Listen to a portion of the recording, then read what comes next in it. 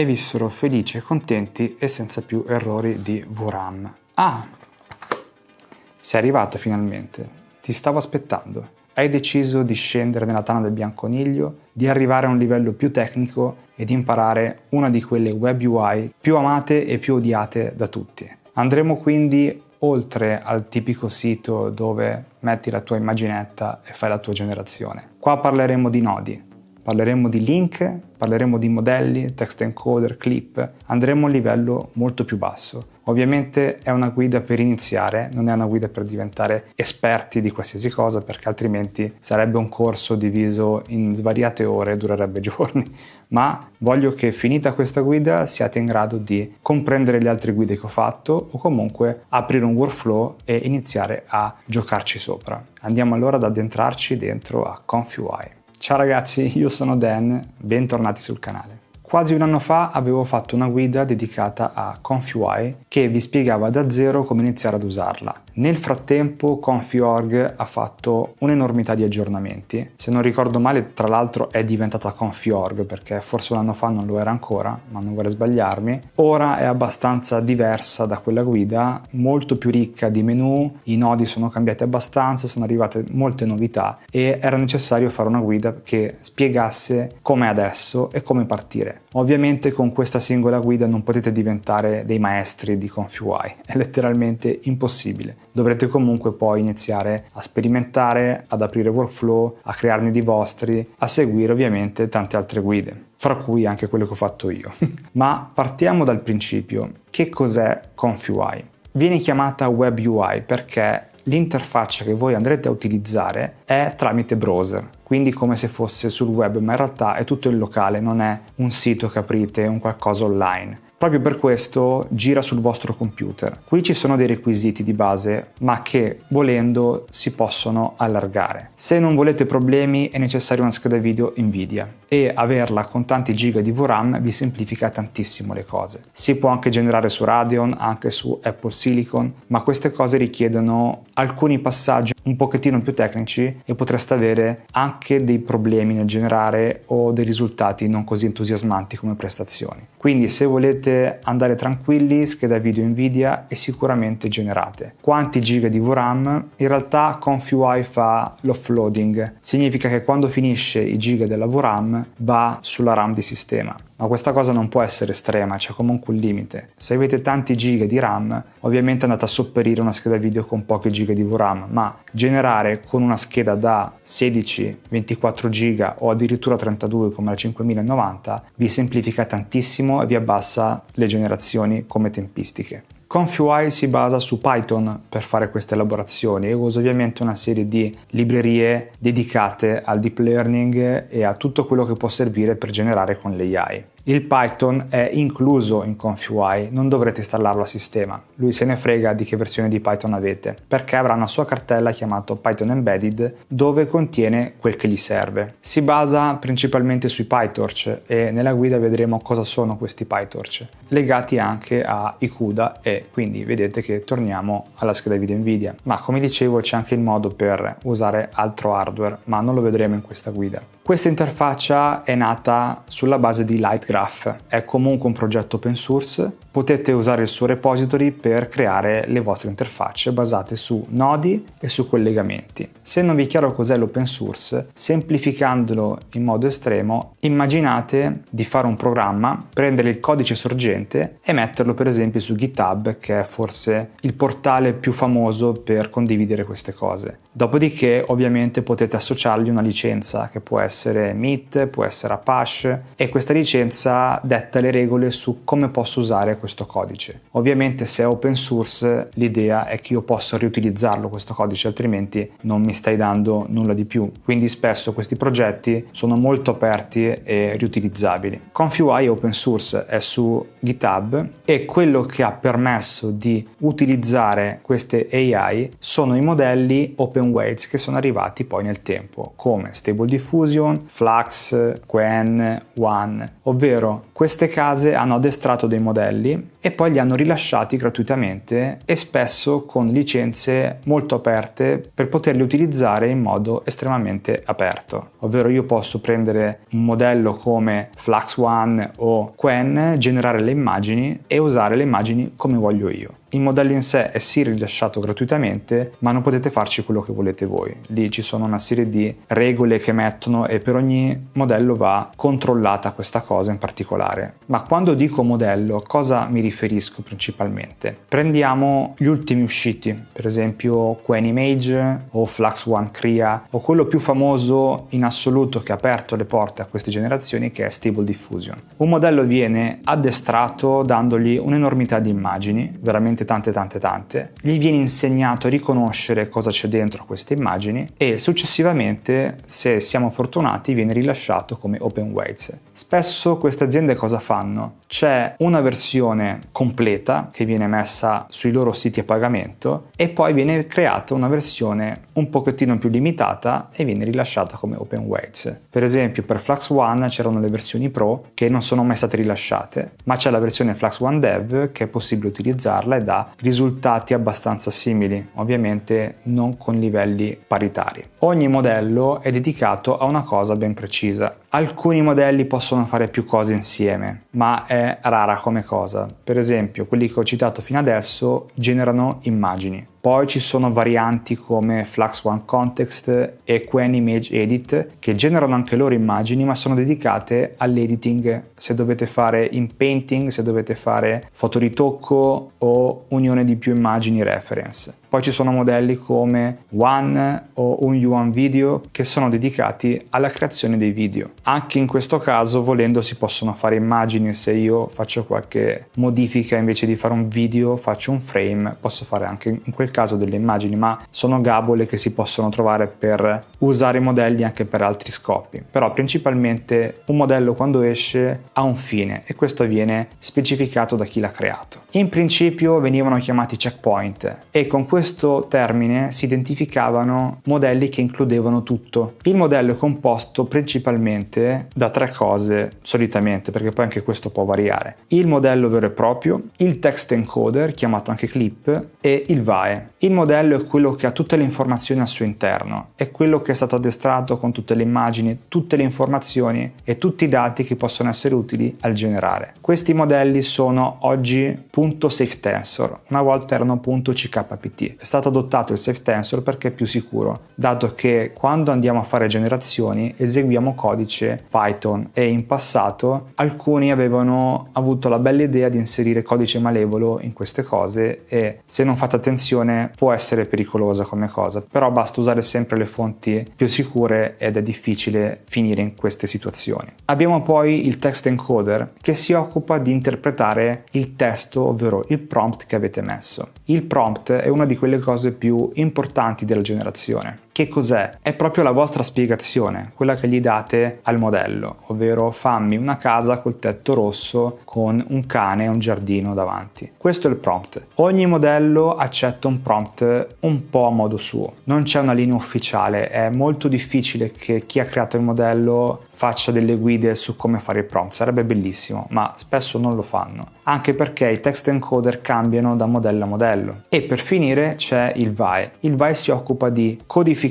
e decodificare l'immagine, perché quando fate la generazione, immaginate questo. Voi gli date un quadro vuoto e questo quadro è la latent. In questo quadro lui parte usando le informazioni del modello e inizia a generare rumore. È un rumore sul quale lui è stato addestrato. Pian piano riesce a comporre l'immagine. Ora non andiamo troppo nel tecnico perché se partite da zero e avete subito un bombardamento di informazioni è facile che chiudete tutto, dite arrivederci e buonanotte. In realtà è tutto molto avvicinabile anche senza sapere tutte queste cose tecniche, però è molto interessante saperle. Ora ve lo spiego in modo molto semplice. Immaginate che lui crea tutto questo rumore, ma poi non può essere visualizzato direttamente e ha bisogno di qualcuno che lo traduca in un'immagine e questa traduzione la fa il VAE. Questi tre elementi sono essenziali in tutti i modelli o comunque nella maggior parte, ma non sono uguali per tutti, come dicevo. Ora capite che di informazioni ce ne sono tantissime e potremmo andare sul tecnico, sulle robe un po' più complesse per ore, ma secondo me non ha molto senso se uno sta partendo, perché è meglio addentrarsi in ComfyUI, iniziare a impostare i valori, capire cosa viene fuori e poi successivamente passare a un livello più avanzato, perché è inutile fermarsi troppo su cose eccessivamente complesse se poi si ha un'estrema difficoltà a capire i nodi e a gestire i workflow. Prima ComfyUI, si fa pace col fatto che ci siano i nodi e i collegamenti e poi ci sarà tutto il tempo per capire meglio cosa sono gli step, cos'è il CFG, anche se comunque poi ve lo spiego nella guida, ma ovviamente in modo veloce per farvi capire e per farvi generare subito. C'è una cosa che darò per scontato, perché ok, è una guida da zero, ma non proprio da 0-0, cioè nel senso dovete conoscere Windows, dovete saperlo usare in modo avanzato ovviamente e dovete conoscere il prompt dei comandi. Non tutti i comandi perché ce ne sono tantissimi, ma faccio vedere tutto per filo e per segno, potete seguirla precisamente. Andiamo a vedere come si mette questa incredibile web UI e come iniziare a farci pace per generare in locale sul vostro computer.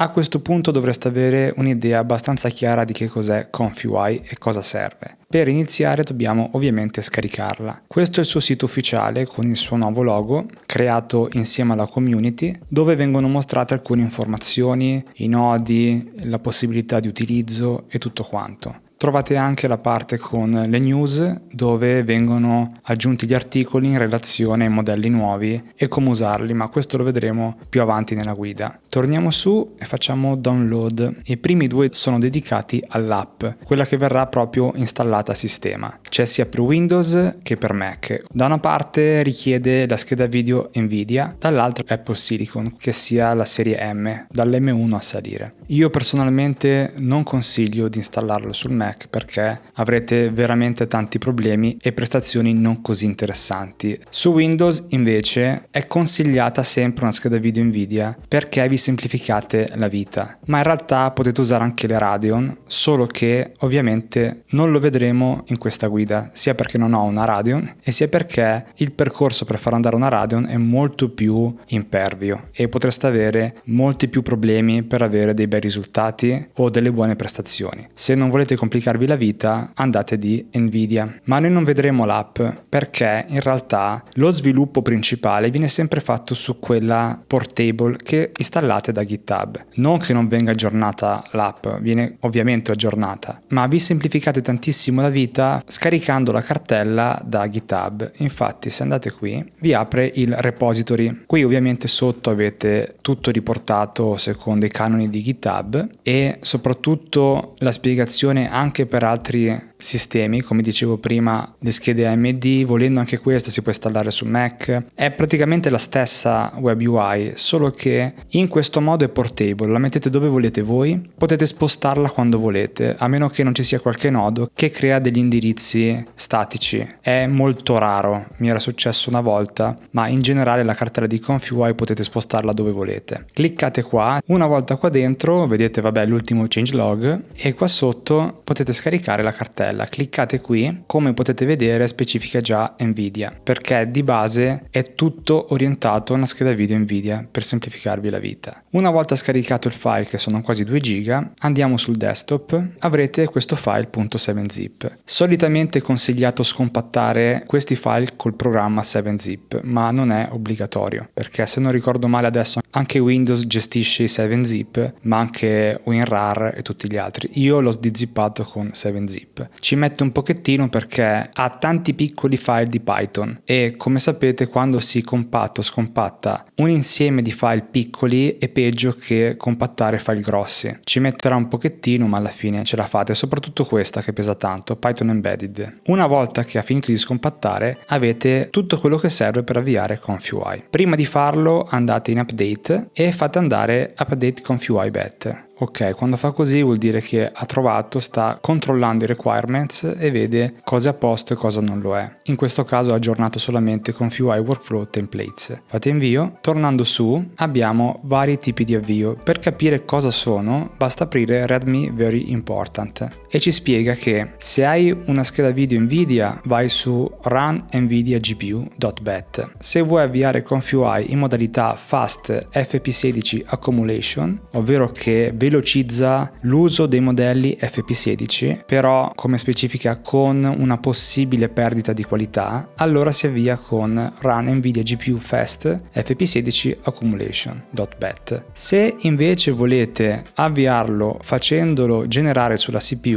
avviate run CPU, ma è assolutamente sconsigliata questa cosa, perché già molte schede video, se non sono abbastanza potenti, non ce la fanno a fare certe generazioni. Figuratevi una CPU, potete avere quella anche più potente, ma è nulla a confronto di una GPU dedicata a queste elaborazioni. Chiudiamo questo txt e ora possiamo avviarlo facendo run nvidia GPU. Nel frattempo che carica possiamo già vedere determinate informazioni. Questo è un dato molto importante perché questi modelli chiedono spesso tantissima VRAM. Se voi non avete abbastanza VRAM fanno l'offloading, significa che iniziano a prendere RAM di sistema, che ovviamente deve essere libera e deve essere tanta. Meno VRAM avete e più offloading ci sarà. Non sempre vi permette di fare l'offloading in modo estremo. Alle volte va in un errore che si chiama out of memory, ovvero vi dice non c'è più memoria, basta e finisce la generazione. È meno difficile, però se avete 8 GB di VRAM e 16 GB di RAM è facile che questo errore si presenti spesso durante le generazioni se non fate attenzione. Abbiamo poi i PyTorch. Per capire cosa sono i PyTorch prendiamo la spiegazione direttamente da IBM, dove ha creato una pagina in cui spiega cosa sono. Ovviamente non staremo a vedere tutto perché si va a finire in un qualcosa di molto tecnico, però vediamo giusto come inizia, ovvero PyTorch è un framework di deep learning open source basato su software usato per creare reti neurali. Combina la libreria di machine learning ML di Torch con un'API di alto livello basata su Python. La sua flessibilità e facilità d'uso, tra gli altri benefici, lo hanno reso il principale framework di ML per le comunità accademiche di ricerca. E come possiamo vedere è stato reso open source nel 2017 e dal 2022 è sotto la gestione della PyTorch Foundation, che fa parte della Linux Foundation. PyTorch è alla base dell'elaborazione di quello che andremo a fare. È molto importante la versione, soprattutto legata al CU. L'ultima versione stabile al momento è la 2.8.0. Sono molto in sviluppo, perciò può essere che fra un mese siamo alla 2.9, fra 2 mesi siamo alla 2.10, però ovviamente la versione stabile arriva con tempistiche un po' più dilatate. Perché serve sapere che versione di PyTorch abbiamo? Perché alle volte alcune novità arrivano con i PyTorch, soprattutto ottimizzazioni per schede video nuove. Se avete un RTX 50 conviene avere i PyTorch almeno 2.7.0. Con le altre schede si può avere qualcosa in meno, ma i nodi stessi poi iniziano a chiedere cose che è possibile avere con versioni di PyTorch più avanzate. Il CU129 è un'abbreviazione di CUDA 12.9. perché ovviamente usiamo una scheda video Nvidia e sfrutterà i CUDA. Questo pacchetto già installato include i PyTorch 2.8.0 allineati a CUDA 12.9. L'ultima versione uscita in questo momento, se non sbaglio, è la 13, ma non viene mai messo subito su ConfUI. Solitamente ci vuole un po' di tempo. Una cosa che dovete sapere è che queste versioni non si aggiornano con l'update di ConfUI, dovete farlo voi se volete farlo. Se avete una ConfUI che funziona perfettamente, non toccatele queste cose. Se iniziate a prenderci mano, allora ci sono i sistemi per aggiornarli. Sotto vediamo che sta usando PyTorch Attention. Vedremo meglio questo dettaglio con l'aggiunta di Sage Attention. E qua sotto vede che nella cartella di ConfUI in Python Embedded c'è la versione 3.13.6 di Python. Non confondete la versione a sistema con quella dentro a ConfUI. Questa cartella di Python ha tutto quello che gli serve a ConfUI. Lui non va a cercare niente a sistema, ha tutto qua dentro. Se voi installate Python 3.10 1.10 non andrà a prenderlo perché lui userà il suo Python. Stessa cosa di prima, se fate l'update di ConfUI non vi aggiornerà mai il Python. Ultimamente hanno diviso il back-end dal front-end permettendo di aggiornarlo separatamente. Al momento non c'è nulla che lui ha caricato, mi ha solo aperto la web UI e lo fa istantaneamente in questo caso. Si lancia automaticamente, ma se per caso la chiudete basta tenere premuto CTRL e fare clic qui e vi apre ConfUI. Quindi prima faccio il soffritto e poi ok. Allora, siamo riusciti a installarla, abbiamo fatto il primo avvio, abbiamo visto come in realtà è abbastanza semplice, non è una cosa così incredibile. Come ho specificato vedremo solo la portable perché secondo me ha molto più senso. Ma non perdiamo tempo e andiamo subito a vedere come installare uno dei nodi principali per ConfUI.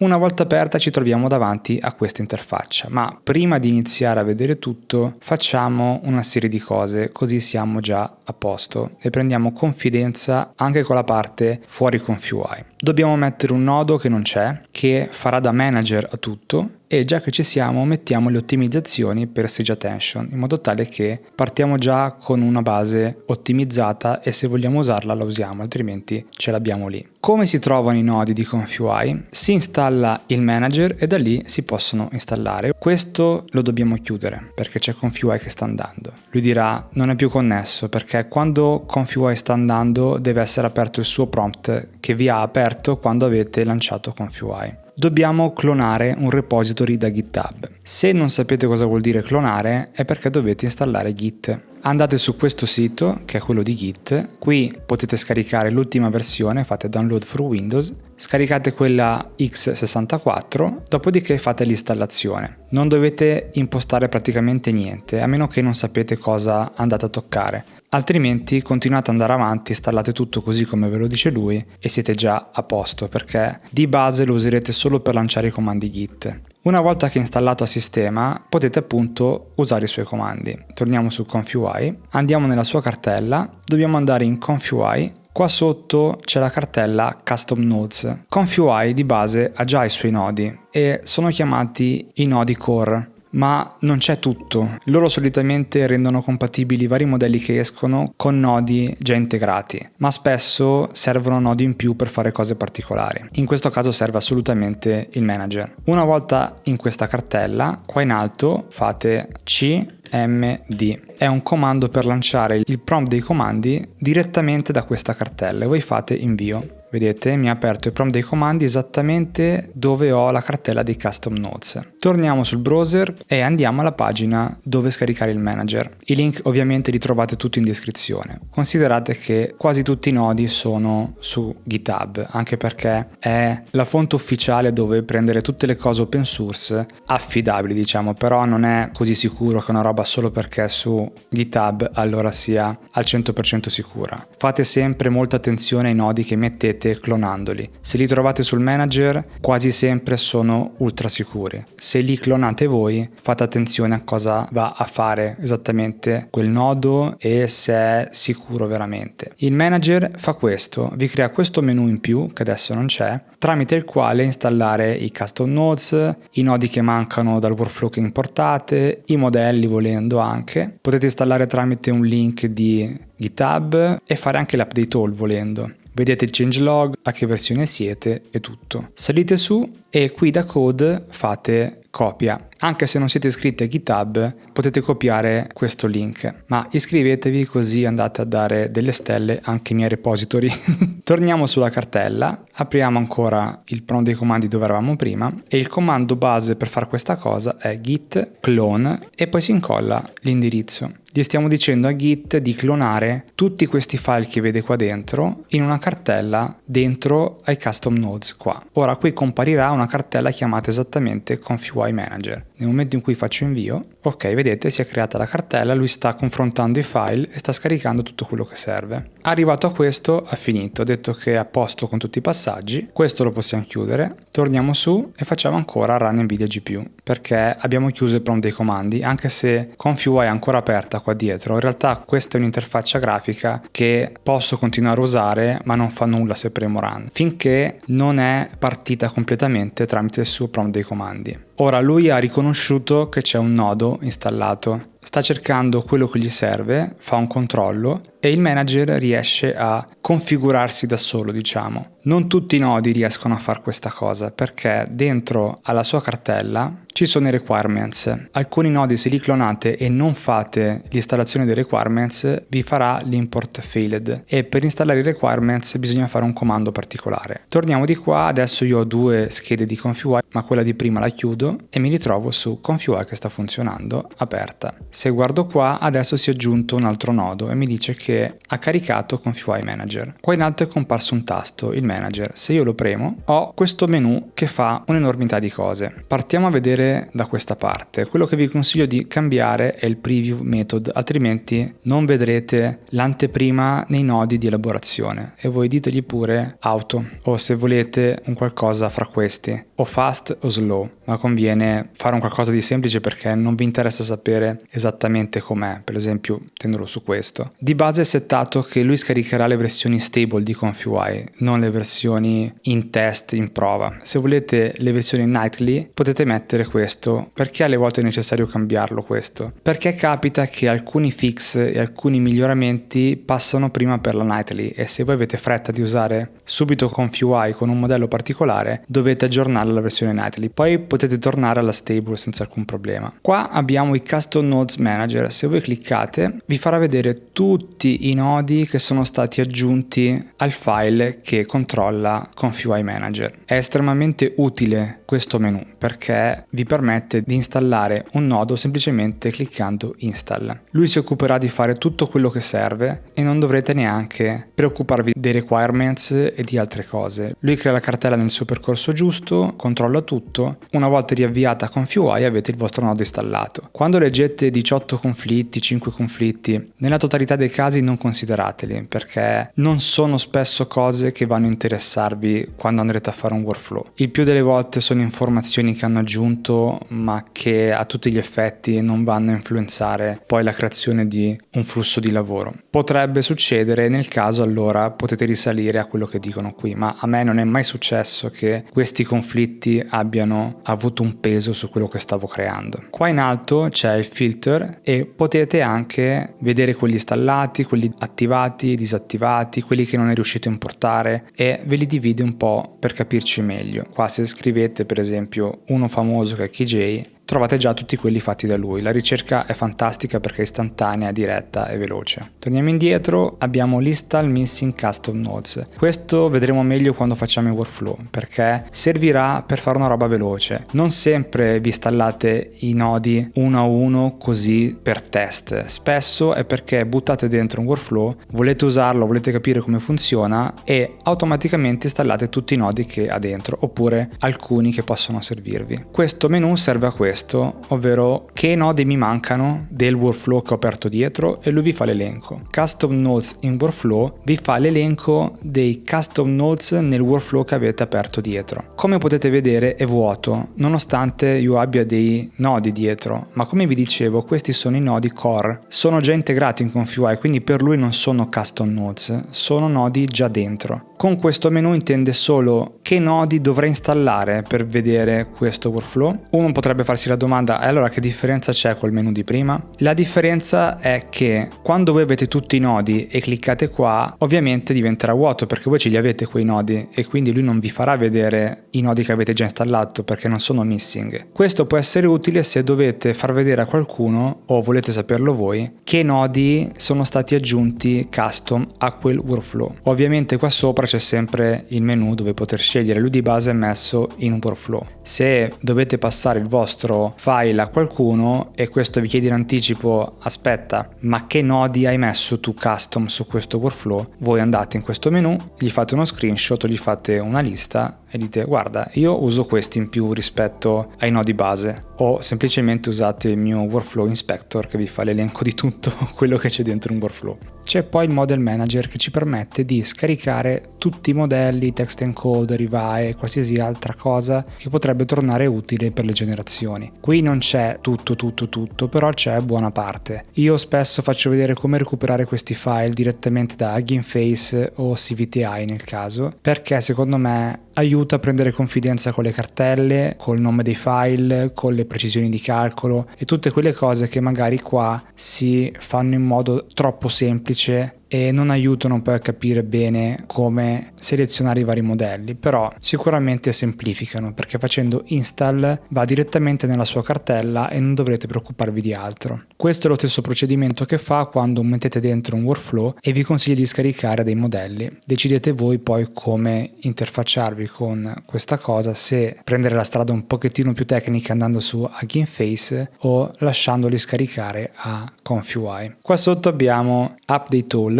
che vi aggiorna tutto su ConfUI, ma come facevo vedere all'inizio, se andate nella cartella di ConfUI e andate in Update, conviene sempre fare questo update prima di lanciare ConfUI, perché da quello che ho visto questo aggiorna il front-end, mentre l'Update All non lo fa ancora. Con Update All aggiornate anche tutti i nodi, mentre con Update ConfUI aggiorna solo ConfUI. Attenzione a non far questo aggiornamento, dovete essere molto sicuri di quello che fate quando fate questo aggiornamento qui, perché potrebbe crearvi un disastro con la cartella Python Embedded. In questo modo lui aggiorna anche PyTorch e aggiorna anche altre cose, ma potrebbe fare veramente un disastro, roba che non riuscite più ad avviare con ConfUI. Se volete lanciarvi in questa cosa, prima di tutto fate una copia di backup di questo, poi fate quell'aggiornamento e se tutto va male ritornate alla copia che avevate fatto. Io questo vi consiglio di farlo raramente, conviene più aggiornare i PyTorch e tutto il resto manualmente, se non aggiornare proprio tutta la cartella Python Embedded ogni tot se fanno degli aggiornamenti importanti. Per esempio io l'ho fatto perché avevo la versione con Python 3.12 e sono passato alla 3.13. Con il tasto Switch ConfUI, se lo premete, dopo un po' che lui carica nel prompt dei comandi, vi farà questa domanda: che versione vuoi? Perché vi permette di tornare a una versione passata di ConfUI. Attualmente io sono alla 0.3.58 e potrei scendere con la 0.3.57, 56, 55. Facciamo cancel. Già che siamo qui, facciamogli fare un update all nel dubbio, anche se non so cosa può fare. Lui adesso apre anche questa parte qua che è stata aggiunta, ma è la stessa cosa che vedete qui, vedete? Si muovono identici. Se vi dà fastidio avere questa parte qua sotto, fate la X qui, guardate il vostro prompt dei comandi e a questo punto torniamo qua sulla nostra ConfUI. Abbiamo il manager e possiamo installare i nodi, però come dicevo facciamo prima un'installazione per fare in modo di avere già un'ottimizzazione per ciò che ci serve. Vinsero battaglie grazie alla loro... Il passaggio che faremo adesso è un pochettino più tecnico e ho deciso di farlo comunque perché almeno vi togliete il dente subito. Prima che aprite workflow vedete cose e alla fine non funzionano. E sto parlando di Sage Attention. Questa cosa finalmente si può installare molto semplicemente. Se non volete farla potete saltarlo questo pezzo, perché comunque potrete generare lo stesso. Ma se pensate di fare video, questo potrebbe tornarvi molto utile perché velocizza di molto le generazioni. Quindi andiamo a vedere come mettere Sage Attention. Come dicevo abbiamo Python versione 3.13.6, i PyTorch 2.8.0 CU129 e ConfUI la versione 0.3.58.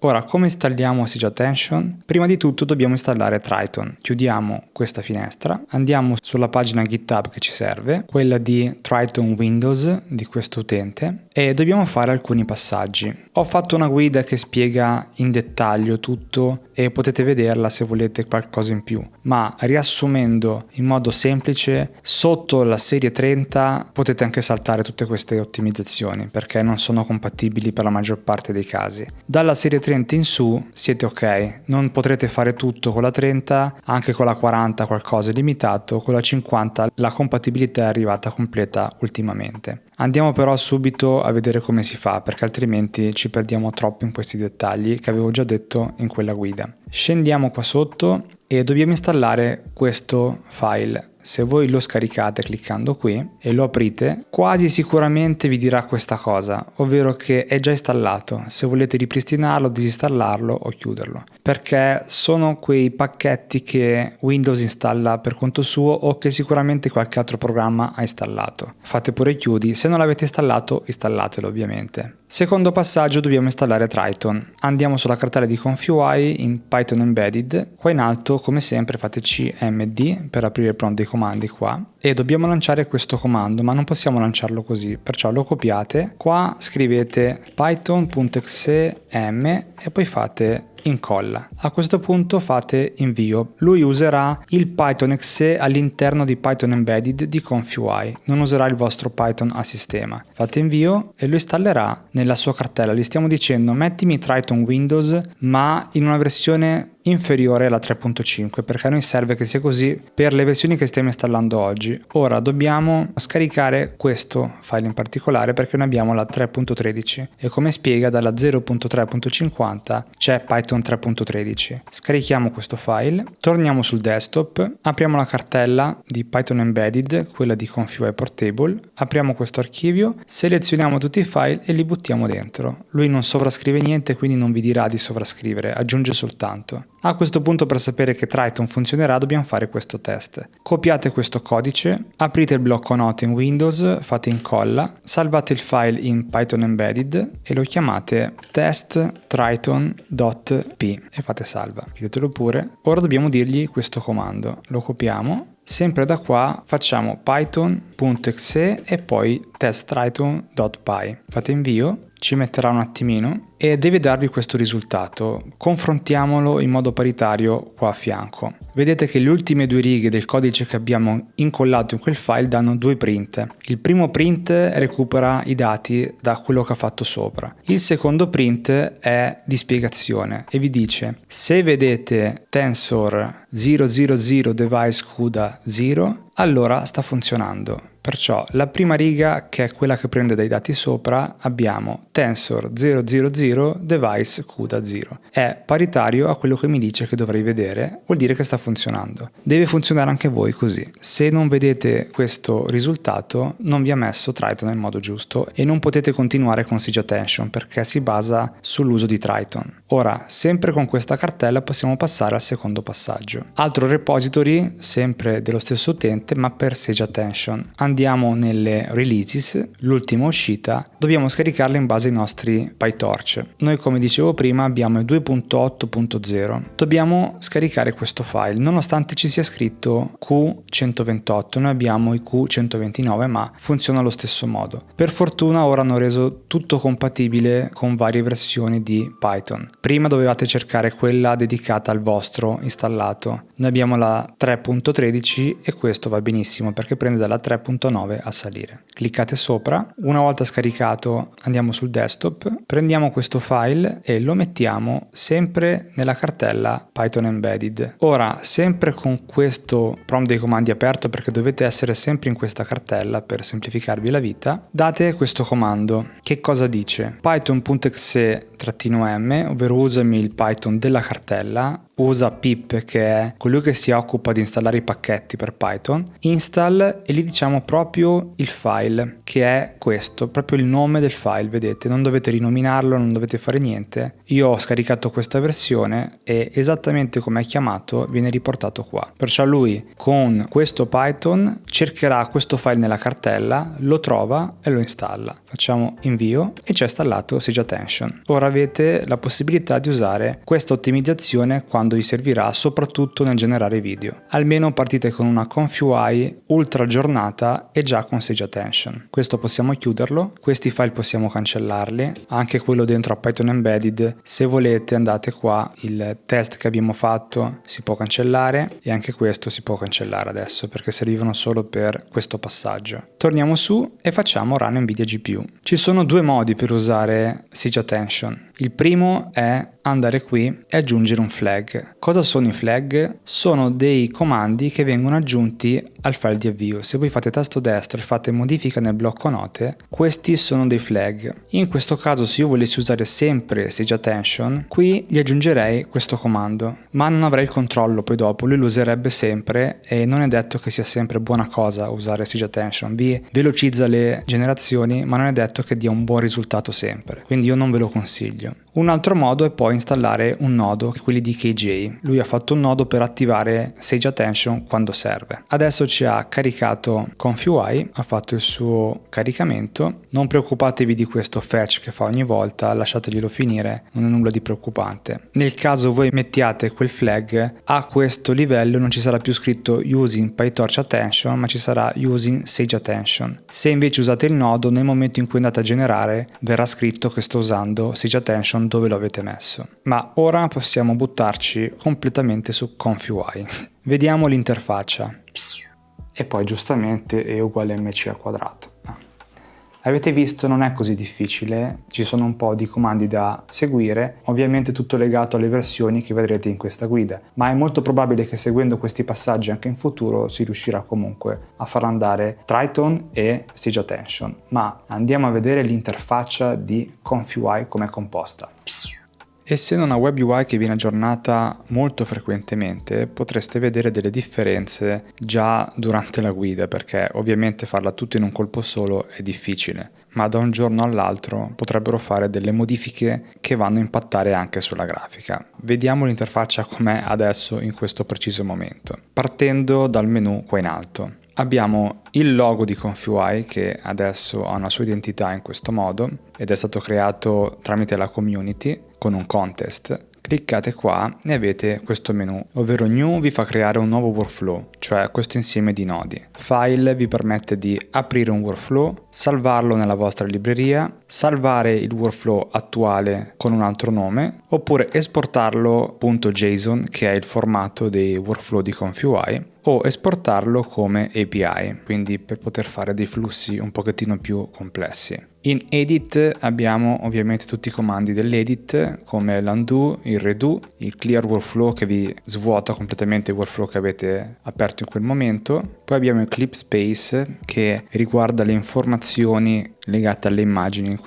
In particolare vi crea una cartella chiamata in questo modo quando andate a operare sulle maschere delle immagini, ma in realtà riguarda molti dati che durante il workflow andremo a vedere più in dettaglio poi. Il refresh node definition è quello che fareste schiacciando R sulla tastiera ed è relativo ai percorsi che avete qua nei vari nodi, perché alle volte caricate un workflow ma vi fa vedere i percorsi di chi ha creato il workflow, invece dovete mettere i vostri precisi dei modelli dove li avete messi voi e come li avete chiamati. Unload models e unload models and execution cache sono per dirgli di scaricare i modelli dalla VRAM e dalla RAM in modo che si liberi un po' tutto se dovete fare varie prove o se sta andando troppo a saturare tutto, ma ovviamente questo potete farlo quando non sta generando, ma quando siete fermi in questo modo, perché lui i modelli continua a tenerli dentro a RAM e VRAM anche se non generate, per fare in modo che all'avvio successivo sia già pronto e non debba tornare a fare il caricamento che ha fatto inizialmente. Poi abbiamo View, dove possiamo dirgli il button panel che potete attivare sia qui ma anche cliccando qua. Poi abbiamo il Browse Templates, che adesso vediamo in dettaglio, lo stesso tasto che trovate qui è questo.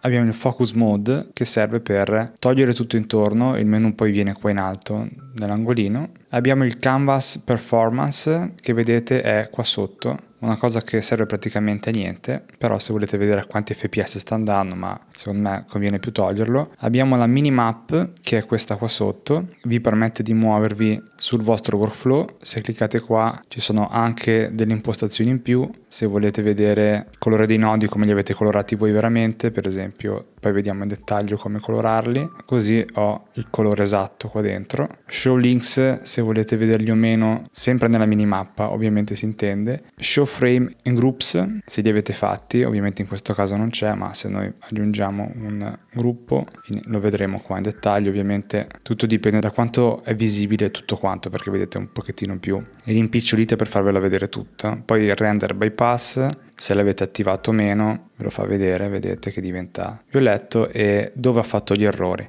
Io non la trovo utilissima questa minimappa, però potete lasciarla qua sotto, ma se la chiudete l'interfaccia viene così. Se torniamo qua sulla C, andiamo su View, abbiamo lo zoom in, zoom out e zoom to fix, che vi fa tutto così, ma è una cosa che potete fare anche qua sotto, sia con la rotellina del mouse, sia cliccando qua vi fa il fit, e sia impostando qua lo zoom come volete voi. Se nel muovervi muovete anche i nodi, che succede se lasciate così, è perché dovete mettere hand e in questo modo potete spostarvi come volete, però così non vi fa modificare il workflow. Se rimettete select, che vedete ci sono anche gli shortcut con H, V, potete cambiare da un'impostazione all'altra. Poi abbiamo il focus mode, che è quello che dicevo prima, senza menu in alto e tutto, e poi abbiamo il tasto per togliere i link se vi danno fastidio, anche se non ha molto senso secondo me togliere i link, ma alcuni potrebbe infastidire vedere tutti questi cavi che si intrecciano. Se torniamo qua nel menu in alto abbiamo poi il theme, se vi piace scuro o chiaro, in questo modo vi abbaglia completamente o se no tornate su dark. C'è il browse templates, questo è molto interessante perché qui hanno messo tutti i workflow di base per usare i vari modelli. Se voi andate per esempio su Flux avete già i workflow base, e se voi cliccate su uno a caso, per esempio questo qui, ovviamente vi avvisa che vi manca il modello, però potete chiuderlo, ma questo è il workflow base per elaborare con Flux Dev. Adesso lo chiudiamo qui. Qua sotto abbiamo i settings e sono tutte le impostazioni che potete fare su ConfUI. Qua si dividono fra diverse cose, ovvero il menu dedicato proprio a Confi, e potete scegliere come modificarlo, anche se in realtà c'è ben poco da modificare secondo me, però potete andare a sistemarlo come preferite. Per esempio una cosa che magari non vi piace che hanno aggiunto adesso è questa doppia barra che si crea sopra dove aprite il workflow, ma se voi qua invece che top bar mettete sidebar verrà messo in questa parte dove ci sono i workflow, o altrimenti con top bar second row verrà messo così in modo da occupare meno spazio e non essere troppo invasivo. Questo è un po' il vostro gusto che deve scegliere cosa vi piace o meno, anche perché effettivamente hanno aggiunto troppo spazio con queste due barre. Per esempio, una cosa che facevo vedere, se nel menu mettete disable vi riporta la vecchia interfaccia che aveva ConfUI una volta. Essenzialmente ConfUI è basata su Lightgraph e qui lo vedete nelle impostazioni. Se voi fate Lightgraph potete andare a modificare proprio le impostazioni dedicate a lui, che è il motore base di questo programma. E ci sono tante cose che potete andare a pasticciare, ma io vi consiglio di farle uno alla volta, se no magari attivate qualcosa che non vi piace e poi non sapete più dov'era. Per esempio i link potete modificarli in linee dritte, se una volta che chiudete vedete come diventano, oppure potete metterli su linear. Sono quasi tutte impostazioni dirette e se voi spostate questa finestra vedete esattamente cosa sta avvenendo. Se no c'è anche l'hidden come prima, ma io preferisco lasciarle su spline, così come questi midpoint potete cambiarli in arrow per capire dove va il flusso. Poi se non ricordo male questo qui è legato a quanto vi fa vedere il workflow anche se zoomate indietro, perché se voi chiudete e andate un po' più indietro non si vede più niente a questo livello qua e alle volte vi serve andare così tanto indietro. Se voi da qua fate un valore per esempio di 0 e andate indietro rimane sempre con lo stesso dettaglio. Questo dipende dal vostro computer se ce la fa a renderizzare bene tutto. In ogni caso qua di lato poi ci sono altri menu. Se volete cambiare il tema per esempio ci sono anche altri, ce ne sono alcuni carini tipo questo Arc che dà un colore un po' diverso. C'è la possibilità di mettere un'immagine di sfondo, insomma potete renderlo una vera pacchianata se volete, però di base secondo me va già bene abbastanza così. La sidebar si può anche rimpicciolire, vedete, renderla un pochettino più piccola o metterla a destra invece che a sinistra. Io la lascio a sinistra. Poi ci sono anche cose in beta, sono tutte cose che non siete costretti ad andare a cambiare. Il mask editor è quando andate a fare l'InPaint o cose simili e potete qua scegliere qualcosa in più, ma già di base ha tante impostazioni. Il key binding sono tutti gli shortcut che potete andare a modificare in base alle vostre necessità, modificarli, cancellarli e fare quello che preferite. Le extension sono tutte le estensioni che vedete potete attivare o disattivare, ma raramente andrete qua a modificare questa cosa, mentre quando installate un nodo custom potrebbe essere che aggiunge un altro menu qui, perciò nel dubbio aprite setting e vedete se qua sotto è comparso un menu dedicato dove potete andare a modificare le impostazioni di quel nodo. Qui di lato cosa abbiamo poi? Abbiamo questo che è il UI, vi fa vedere tutte le elaborazioni che avete mandato in coda, perché questa è essenzialmente la coda. Rimarranno qua poi le elaborazioni fatte. Qua sotto abbiamo la Node Library con tutti i nodi attualmente all'interno di ConfUI. Sono divisi per varie categorie. Adesso io ho solo il manager, ma quando iniziate ad aggiungerne altri si possono sommare qua in base a quelli che avete messo voi e potete anche raggrupparli e fare nuove cartelle se volete. Poi abbiamo il Model Library, che è essenzialmente la cartella che avete voi in ConfUI. Se voi andate appunto in quella cartella, cioè ConfUI Models, troverete le stesse cose, paritarie. Ora non abbiamo nessun modello perché non li ho ancora scaricati, ma spesso sono o in Diffusion Models o in Unit, che qua non lo fa vedere ma c'è, e poi ovviamente i clip che vanno alle volte in clip, alle volte vanno in test encoder, dipende da che precisione di calcolo viene scelta. Chiudiamo questo, abbiamo il workflow, che sono quelli che andrete a salvare voi e che verranno salvati all'interno di ConfUI. Io tendo quasi sempre a fare l'export e metterli dove voglio io, ma se voi volete avere tutto dentro ConfUI, quando li salvate lì, li trovate in questo menu. Infine abbiamo i templates, sono sempre gli stessi, è lo stesso menu che vedevamo prima, qua volendo potete anche cambiarlo in questo modo, ovvero il browse templates che c'era qui e che c'era qua. Qua sotto abbiamo poi l'Help Center, dove vi linka tutte le cose più interessanti come i docs, Discord, GitHub, i feedback, l'help, poi ci sono anche gli aggiornamenti con l'ultima release su cosa è stato implementato o meno, e alla fine abbiamo quello che vedevamo prima, il prompt dei comandi, che è lo stesso che vedete aprendo qua, è paritario, la stessa cosa, ma qua non potete scriverci dentro, è solo di visualizzazione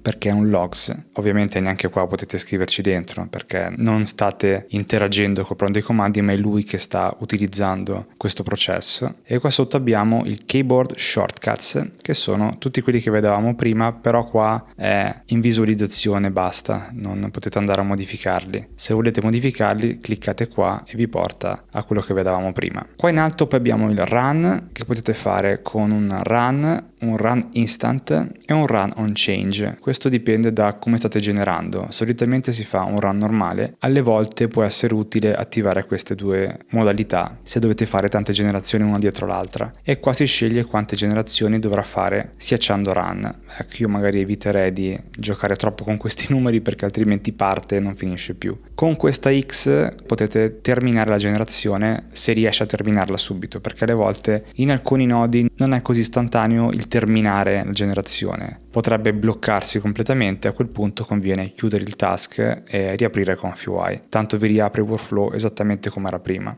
Ma fate sempre attenzione a quanti workflow avete aperto, perché non è detto che gli altri aperti vengano caricati uguali come quello che avevate aperto in prima visualizzazione, mentre con questo quadrato tipo stop cancella tutti quelli in attesa, perché magari cliccate più volte run e lui scrive che ne sta facendo 2, con questo cancellate quelli che arrivano dopo. Alcuni nodi custom poi si creano il loro spazio e aggiungono dei pulsanti in più nell'interfaccia. Vedete, il manager ha aggiunto questi pulsanti qua e altri potrebbero aggiungersi qua di fianco o fare altre cose in più all'interfaccia, ma non tutti per forza fanno questa cosa, dipende da come sono stati ovviamente creati. Poi abbiamo proprio il menu dedicato al workflow, che adesso si divide in queste due barre. La prima qua in alto è quella proprio che gestisce i workflow. Se io faccio più, crea un nuovo workflow, posso farne quante ne voglio. Se io faccio la X ovviamente la chiude. Se faccio tasto destro sopra posso duplicare la tab, quindi avrò un workflow uguale a quello prima, altrimenti posso chiuderla, posso chiudere la tab alla sua sinistra, alla sua destra, chiudere le altre tab, mentre l'ultima opzione non è ben chiaro quando la faccio usare, ma alla fine i preferiti esattamente di che? Alle volte aggiungono cose che non sono chiarissime.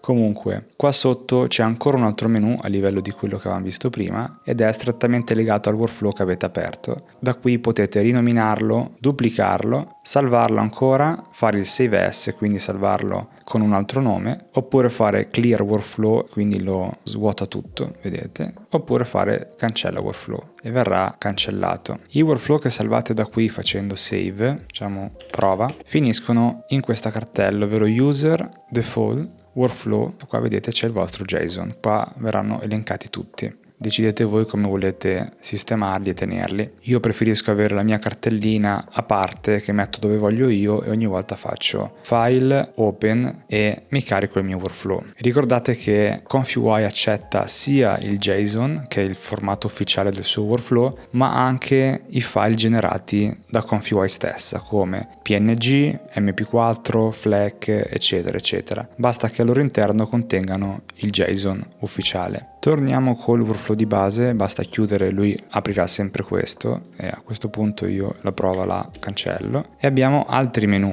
e sono quelli col tasto destro. Qua richiamano un po' gli altri menu che abbiamo già visto, per esempio se facciamo tasto destro abbiamo il menu per aggiungere un nodo che si divide fra tutti quelli che vedevamo prima qua sulla sinistra. Se voi cliccate Node Library vedrete le stesse voci, vedete? Sono messi in un ordine leggermente diverso perché nessuno dei due è in ordine alfabetico. Andiamo magari cliccando qua, ok, alfabetico, ve li mette giusti così, mentre qua non c'è modo di dirglielo, di metterlo in ordine alfabetico. Questi sono ancora tutti i nodi di base perché io non ho ancora aggiunto nodi custom, altrimenti qua viene scritto il nome del nodo custom e poi sotto tutti i suoi nodi. Ma per aggiungere un nodo è stata aggiunta una cosa molto interessante. Se voi fate doppio clic vi fa questa ricerca con l'anteprima sulla sinistra di quello che andrà ad aggiungere quel nodo in particolare. Alle volte si sa già cosa si va ad aggiungere, tipo il key sampler, clicco e mi mette il nodo direttamente, ma se non si sa esattamente cosa fare, una cosa utile è questa. Cos'è che può caricare un modello? Si lascia, si fa search e lui parte già col filtro model e a questo punto posso mettere, se mi serve, il nodo per caricare il modello che serve poi al key sampler. Altrimenti posso sempre fare positive e sceglierne uno fra quelli che mi consiglia, anche se non sempre questi nodi consigliati sono quelli che mi servono. In questo caso sì, perché il clip test encode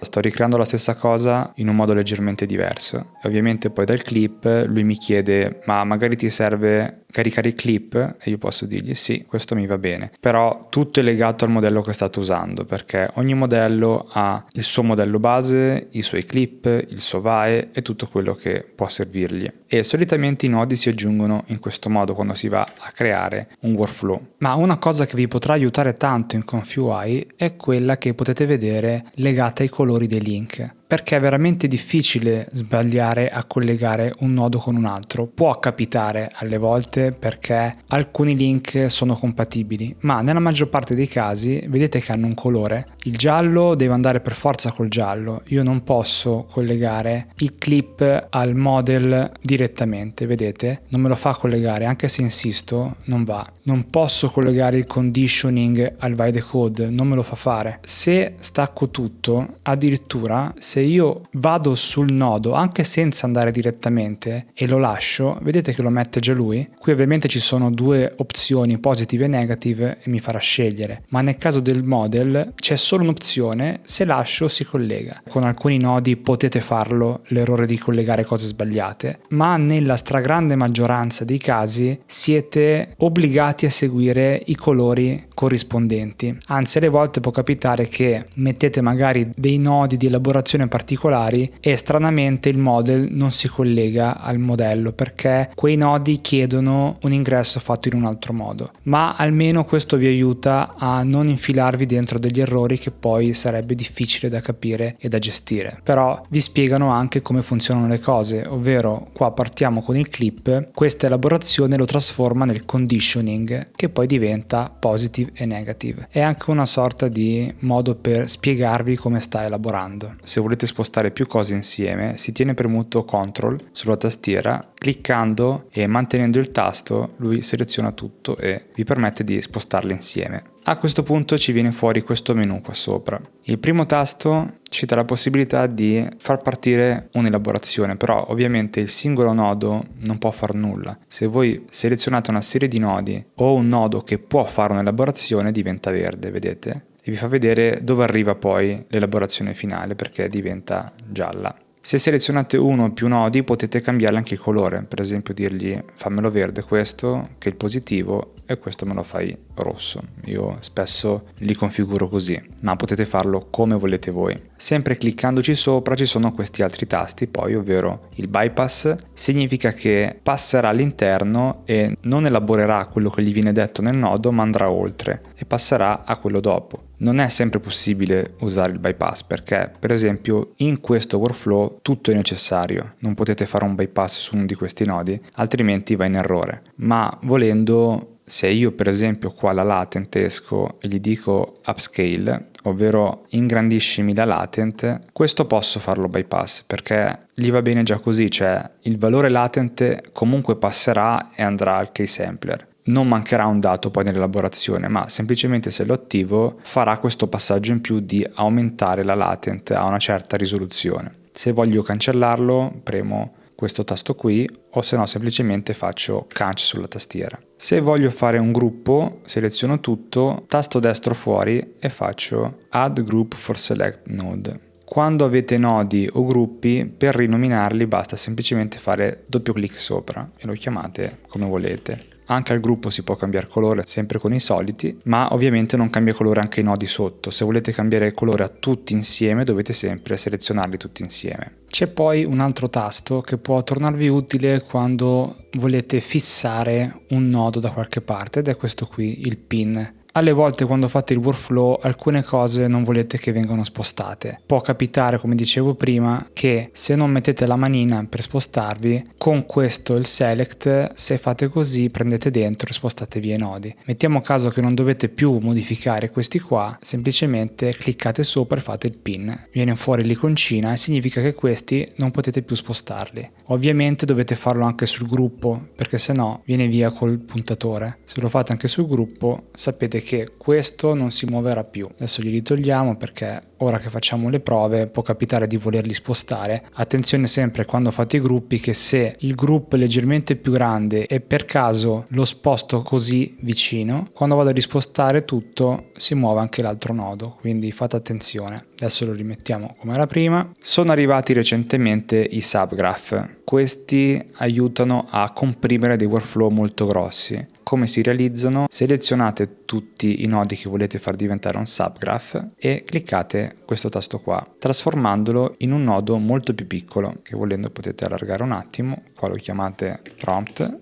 Lui avrà il suo simbolino. Se volete entrare dentro a questo subgraph, cliccate qui ed entrate automaticamente qua dentro. Vedete che parte dal clip e vi dice e siamo sotto a il vostro workflow che ovviamente non era salvato ma che viene chiamato unsaved workflow. Fa questo passaggio e poi esce ancora col conditioning. Se noi clicchiamo qua sopra torniamo al livello più alto e non abbiamo più tutto quello spazio occupato ma abbiamo solo questo nodo. È veramente molto utile per chi vuole compattare tutto e ha ben idea di cosa sta facendo. Bisogna fare attenzione a quando si passano i workflow a qualcun altro perché se non ha ben idea di come l'avete fatto voi diventa un po' un inferno secondo me capirci qualcosa. Ovviamente io nelle guide evito di usare questo sistema perché diventerebbe complessissimo poi farvi una guida dove continui a entrare e uscire dai subgraph, soprattutto spiegando qualcosa di nuovo. Ma se voi per caso entrate qua, facciamo che questo va qui e questo va qui, così siamo un po' più chiari. Questo gli dico rinominalo in positive e negative. Perché ho fatto così? Perché se adesso torno indietro esco da qua in positive e negative, vedete che vanno sbagliati. Adesso questo va qua e questo va qua, così è più chiaro. È tutto molto modificabile, per esempio anche i nodi in sé potete rinominarli, farli più chiari secondo la vostra idea, ma io vi consiglio di lasciare come sono chiamati a meno che non hanno nomi veramente incomprensibili, perché dovete abituarvi a come sono chiamati in origine, in modo tale che se qualcuno fa riferimento al keysampler voi sapete che cos'è, il by decode stessa cosa e così via. C'è ancora poi qualche altra opzione legata ai nodi e la vedete facendo tasto destro sopra. Molte cose le abbiamo già viste, però per esempio c'è il properties che vi dice la versione e a che gruppo di nodi fa parte, in questo caso config core, quindi quelli inclusi in config UI.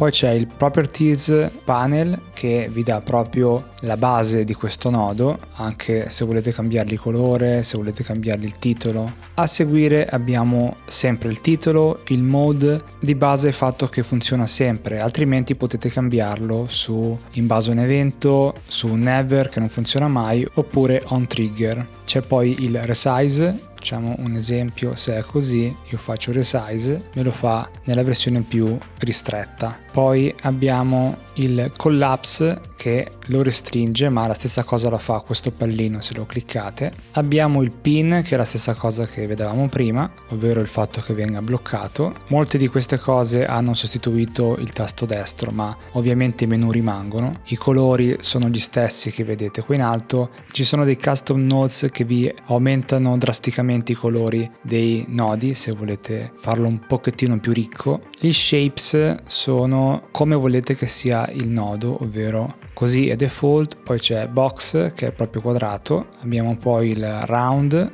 che è uguale al default in poche parole, e poi c'è il card con due lati ad angolo retto e due lati arrotondati. Poi c'è sempre il bypass, il copy clip space e nell'eventualità potete fare il paste clip space su un nodo similare. Il fix node lo rifà da capo, se succede qualcosa a quel nodo voi gli fate fix, è praticamente credo come cancellarlo e riaggiungerlo in poche parole, lo resetta. E poi abbiamo il clone che lo crea uguale a quello che avete fatto, lo cancelliamo, e per finire abbiamo il remove che cancella il nodo, quello che ho appena fatto. Cioè se io lo clono poi faccio remove è la stessa cosa che fare il cestino qua in alto. Se faccio il punto di domanda mi fa l'help relativo a questo nodo, se ha un help ovviamente, e vi fa la descrizione di cosa fanno i vari campi e i vari link che ci sono. Come dicevo, i nodi custom sono tutti qua dentro e se voi volete installarne qualcun altro potete farlo così. Se no, un altro modo molto semplice è quello di caricare un workflow con già dentro quei nodi custom. Per esempio, se io faccio file open,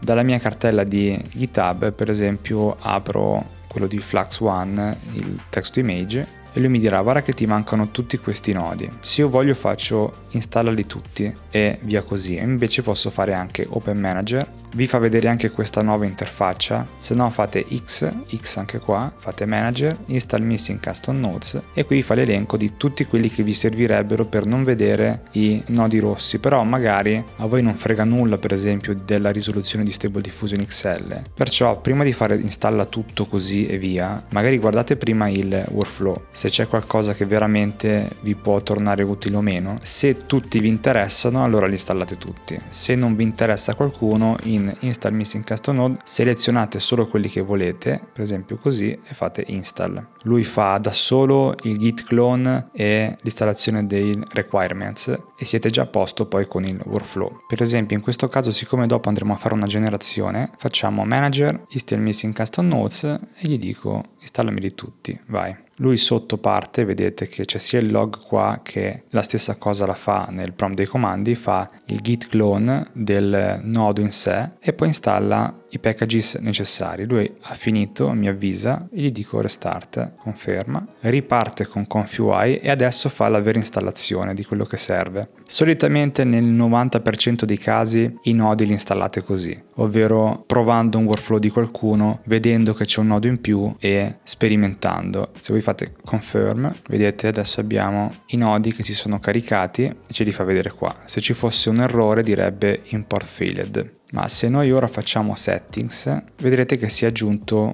un altro menu che è quello di RG3. Se voi cliccate qua ci sono i suoi settaggi. Se non volete questa roba che ha aggiunto lui, potete toglierla tutta, in poche parole. A me non piace molto questa roba che aggiunge lui, perciò spesso la tolgo tutta e faccio prima. E quel nodo lì è legato a questo per mettere più l'ora e attivarli. A questo punto dovreste avere un'idea un po' di come funziona ConfUI, però non avete un'idea di che cosa serve per fare una generazione, perché devo mettere determinati nodi, perché devo fare determinate cose. Per capirlo, secondo me la fonte migliore è qua sotto nell'Help Center e fate docs, mettere in seconda e rilasciare di colpo la frizione. Ora è il momento di porsi una domanda essenziale, ovvero ok, adesso ho ConfUI, ho tutto, ma come faccio a capire che modelli mi servono, cosa devo scaricare, dove devo metterli, ma perché? E c'è un sito che vi può aiutare tantissimo e andiamo a vedere quale.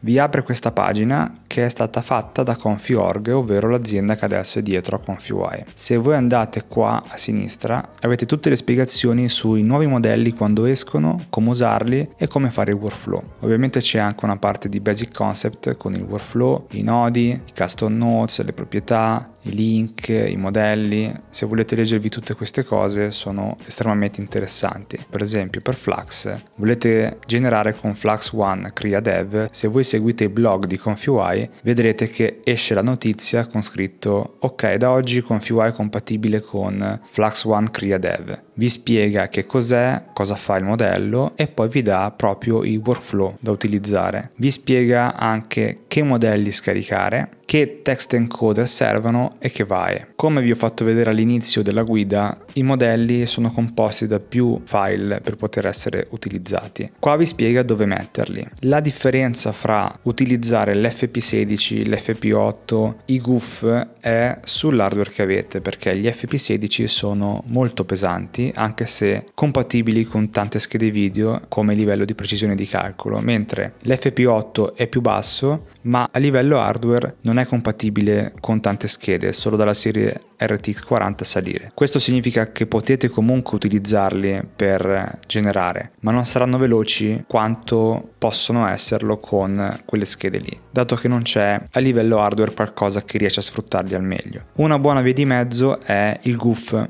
ovvero quel sistema di quantizzazione che vi dicevo, che vi permette di usare meno VRAM con qualità abbastanza simili a questi modelli. Qua vi spiega, come dicevo, dove metterli. Una volta che uno ha capito quali utilizzare, e spesso qua vi dice anche quanta VRAM serve, quanta RAM, la cartella dove mettere tutti questi file è sempre la stessa ed è models, ma dove metterli è quasi sempre uguale per tutti i modelli, ma non per forza. Questo viene spiegato qui o comunque sia dove scaricate il file. Nella linea base solitamente sono divisi così. Diffusion models vengono messi i modelli FP16 o FP8 per generare. In text encoder vengono messi quelli che vengono chiamati text encoder o clip, sempre FP8 o FP16. Poi c'è il VAE, questo va sempre qua indifferentemente da come lo trovate, e la differenza ora nasce se usate i GUF, perché il nodo per caricare i GUF cerca i modelli in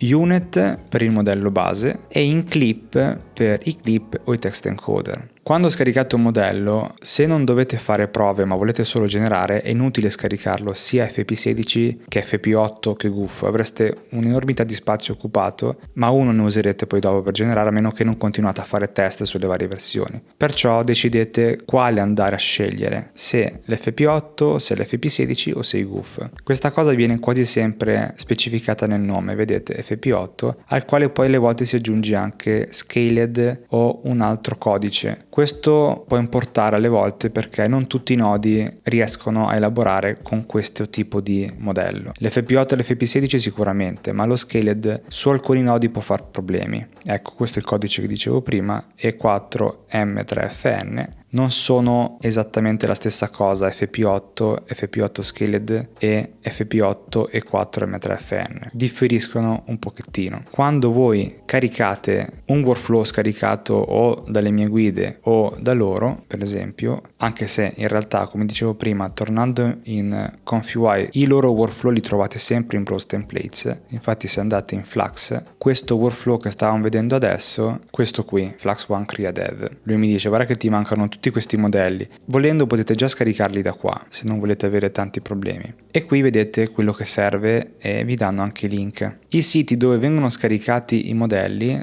sono due principalmente, ma in realtà uno ormai, ovvero questo Hugging Face, dove vi consiglio di iscrivervi e dove trovate tutti i modelli, sia quelli ufficiali che quelli poi sistemati da Confi.org o da altri. Per esempio con Crea c'è la pagina loro di Confi.org che hanno fatto con File and Version, trovate gli split file di Fusion Models e qua c'è il modello che linkavano lì prima, ovvero l'FP8, se no vi rimanda all'FP16 che è direttamente sul repository dei Black Forest Labs, e così come i text encoder e tutto quanto. Io nelle mie guide metto sempre anche i GUF, per esempio in questo caso sono questi e li trovate sempre in queste versioni, dove il Q8 è il livello massimo che può essere paragonato all'FP16 e poi man mano si scende fino alla quantizzazione che ha voluto fare chi li ha creati. Non troverete sempre tutte queste lettere, questi numeri, spesso sono meno, ma se uno li fa bene per tutti allora si mette lì a fare tutte le versioni, altrimenti è facile che trovate 4 versioni tipo. La Q8 c'è quasi sempre, ma considerate che anche se risparmiate tanti giga di VRAM comunque è quello che pesa di più. Ora, quello che ci serve quindi è questo modello o una versione di queste.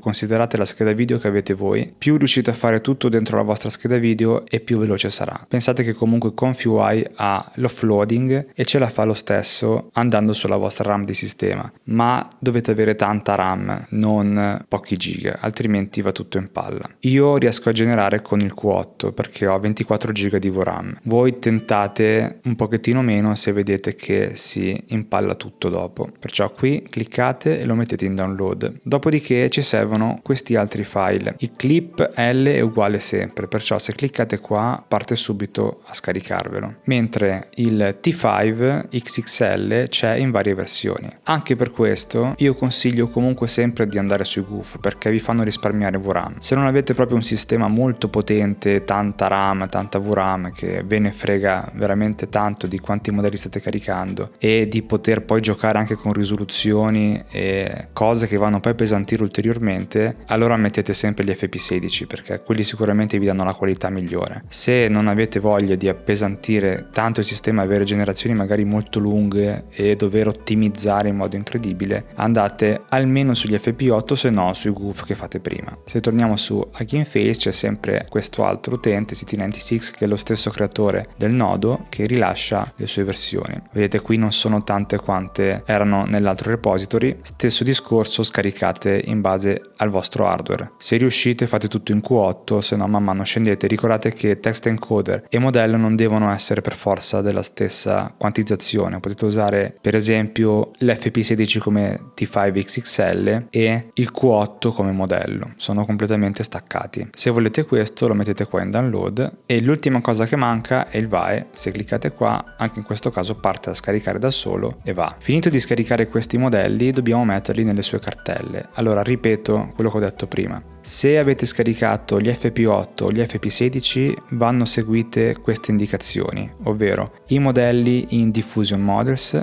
il text encoder nella cartella text encoder e il VAE in VAE. Se invece avete scaricato i GUF come vi ho consigliato, vanno messi in queste cartelle. Il VAE rimane sempre in VAE, quindi avremo questo file che ho rinominato AE perché è il suo nome, dentro la cartella VAE. Il modello vero e proprio in unit, vedete Flux One Crea Dev Q8, e i text encoder in clip, dove c'è clip L e il T5 XXL V1.1 Q8. In realtà la vera differenza è solo perché il nodo pesca da una parte o dall'altra. Se voi volete provare prima gli FP16 o gli FP8, allora il modello va messo in Diffusion Models e il text encoder vanno messi qua dentro. Ma basta seguire quello che dicono loro. Non so per quale motivo, ma loro non mostrano mai come usare i GUF. Non mi è chiaro perché non venga spiegato, ma i GUF sono un'ottima alternativa per ottimizzare veramente tanto e avere risultati praticamente paritari. Visto questo, almeno avete un'idea di dove leggere le informazioni base ogni volta che esce un workflow, un modello, e capire prima di tutto cosa serve e secondo cosa fa, cosa è dedicato e come è possibile usarlo in Confi.ui. Ricordate che queste pagine vengono aggiornate, perciò se qualcosa non c'è adesso, ovviamente poco dopo l'uscita del modello potrebbero aggiungere qualcos'altro in più, ma non a distanza di mesi. Però per farvi capire non c'è più Flux One Dev e basta, perché è stato sostituito da Crea, che è praticamente la stessa cosa ma leggermente più ottimizzato per avere risultati un pochettino più belli. Capienza massima 350 kg, targhetta inclusa. Ma è arrivato il momento di fare i workflow. Perciò dopo tutto questo intro iniziamo a spostare nodi, collegarli e a capire un attimo come sono composti, quindi entrare nel vivo dell'azione. Torniamo perciò su ConfUI e a questo punto con il mio workflow faccio sempre R sulla tastiera, lui mi aggiorna la possibilità di cambiare percorsi e quelli dico il mio. Questa cosa dovete farla ogni volta che aprite un workflow di un'altra persona, sistemare i nomi, altrimenti non vi trova i vostri modelli e non potete generare, vi fa un errore. Mettiamo 1024 per 1024. Se volete aggiungere una nota al vostro workflow basta semplicemente fare doppio clic e scrivere note. Ci sono due tipi di note, c'è la nota proprio basilare che vi fa aggiungere testo e poi c'è la markdown note che usa la formattazione come GitHub. Vedete che cambia proprio quando ci clicco dentro. Se io faccio così me lo fa in grassetto, se io vado a capo e faccio, mi fa l'elenco, la punteggiatura. L'unica differenza è che se io clicco qua posso copiare il testo, se clicco qua poi mi trovo la formattazione. Però per esempio potete fare anche cose di questo tipo, vedete? Se usate determinate formattazioni poi potete fare un qualcosa un pochettino più carino da vedere. Caricati i modelli che ci servono, in realtà è già pronto questo workflow,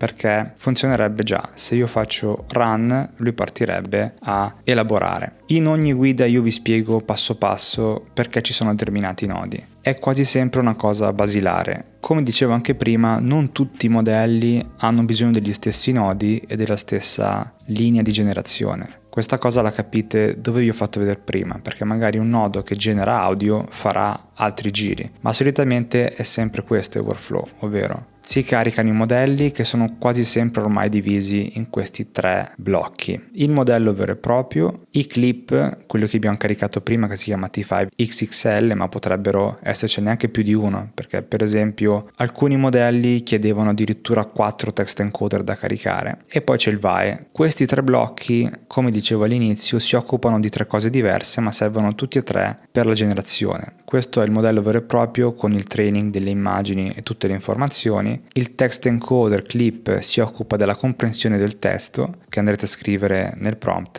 e il VAE serve a codificare e decodificare il rumore generato dalla generazione. È come se fosse un filtro, perché senza di lui non è possibile mostrare l'immagine. È impossibile capire da subito come mettere i nodi e come farli nel modo migliore. L'unico sistema è aprire i workflow degli altri, provarli, capire come modificare i valori, aggiungere e togliere nodi e pian piano si va a capire come è composto un workflow. Per esempio in questo caso, siccome Flux One chiede il CFG a 1, mettergli il prompt negativo non ha senso perché non verrebbe controllato. Perciò di conseguenza si mette un condition in zero out che gli passa un valore completamente vuoto. È inutile andare troppo in dettaglio nella prima generazione perché sarebbe solo un modo per confondere e rendere più complicato tutto. Sono cose che vanno sperimentate poco alla volta. Però quando aprite un workflow, soprattutto di Confi.org, questi sono i valori di base per il modello che state andando a utilizzare. Solitamente per Flux One Dev si parte da 20 come steps, che sarebbero i passaggi di generazioni che andrà a fare successivamente. È inutile mettere valori esageratamente alti, c'è un range utile, altrimenti poi la differenza inizia a diventare minima e i tempi si alzano sempre di più.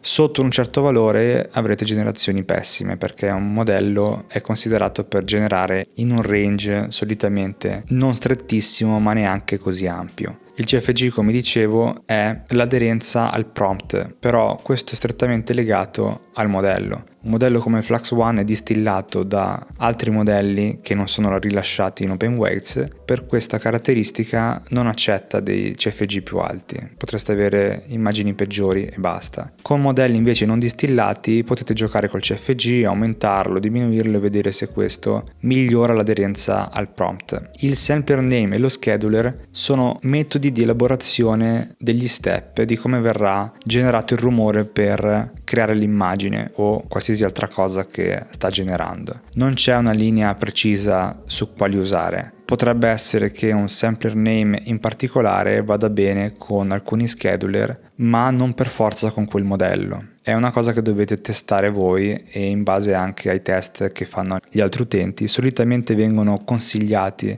delle metodologie di base, ma da lì potete partire e fare altro. Il denoise, quando generate da 0, lasciatelo sempre a 1. È utile per l'image to image e si abbassa di tanto in quel caso, ovvero quando invece di partire da un prompt si parte da un'immagine. È ovvio che vedere tutto in una sola guida è praticamente impossibile. Questo è per capire le basi di ConfUI. Ma una delle cose più importanti della generazione è ovviamente il prompt. Cos'è il prompt? È quello che gli vado a spiegare che dovrà fare. Più siete dettagliati e meglio è, perché i nuovi modelli hanno bisogno di una descrizione molto dettagliata e ricca di particolari. Evitate di fare parole singole con la virgola in modo molto robotico. Questo è un esempio proprio di base, ma io solitamente gli faccio una spiegazione di questo tipo. Glielo divido spiegandoglielo in modo molto dettagliato, ma dicendogli anche il soggetto come è composto fisicamente, come è vestito, la scena come è fatta, lo shoot, e per le cose più importanti le metto fra parentesi dandogli un peso maggiore, tipo in questo caso gli dico che è un panda antropomorfo con un valore di 1.4. Fate conto che 1 è la base, si sale o si scende. Non essendoci il negative in questo modello, bisogna fare attenzione tanto al prompt, perché non potete dirgli cosa non deve fare. Però questo è il modo in cui lo faccio io. Non c'è una linea ufficiale su come fare il prompt per generare immagini. Dovete farlo in base ai risultati che avete voi. Io mi trovo bene così, è una cosa che vi consiglio. Se in questo modo non avete risultati, allora dovete variarlo in base alle generazioni che fate voi, perché io posso dirvi 1000 settaggi qua o come fare un workflow, ma se voi poi generate qualcosa in particolare, allora dovete orientare tutto in base alla vostra generazione. Proviamo a farlo generare e vediamo cosa viene fuori. Ok, terminato, possiamo vedere nel prompt cosa ha fatto, che carica quel che serve. Nel mio caso ci ha messo 33 secondi a 1024x1024 per un totale di 1 minuto fra tutto quanto. È facile che al secondo giro ci metta meno, perché se io ora apro il Task Manager vedete che ha tutto il modello in VRAM.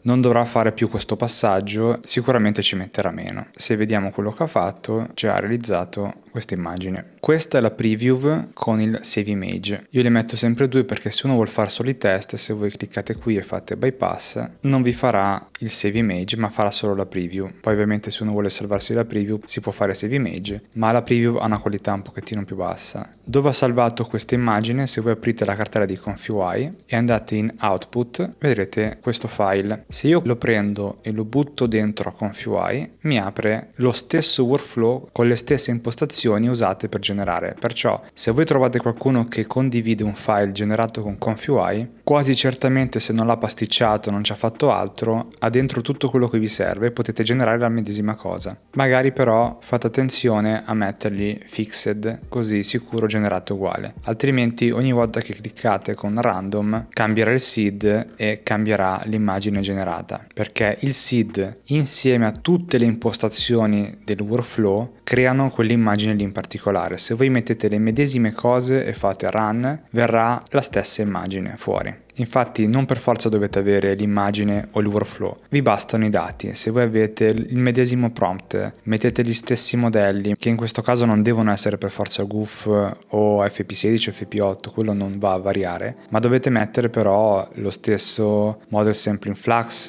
la stessa risoluzione, lo stesso conditioning, lo stesso guidance, tutto quanto deve essere uguale, compreso il seed. Quando fate run viene fuori la stessa immagine. Ora è molto difficile vedere tutte le generazioni e tutto quello che potete fare con ConfUI, perché è veramente immenso ciò che fa fare questa web UI. Potete generare immagini, video, potete fare in Paint, Outpaint. Per tutte quelle cose vi consiglio di guardare le altre guide che ho fatto. Questa è la base per capire come districarsi su ConfUI. Non vi faccio vedere come si fa un workflow da zero perché, come ho detto prima, non ha senso fare un workflow da zero. Primo perché perdete tantissimo tempo. Secondo perché ci sono già molti workflow fatti. Tanto comunque quello fareste. Il massimo che potete fare è ottimizzarlo e aggiungere pezzi vostri. Poi magari è facile che lo rifate da zero man mano. Però partire da un foglio vuoto e da qui fare aggiungi, quello per caricare il modello, non lo farete mai questa cosa. Si perde troppo tempo. Siccome il tempo è oro per tutti,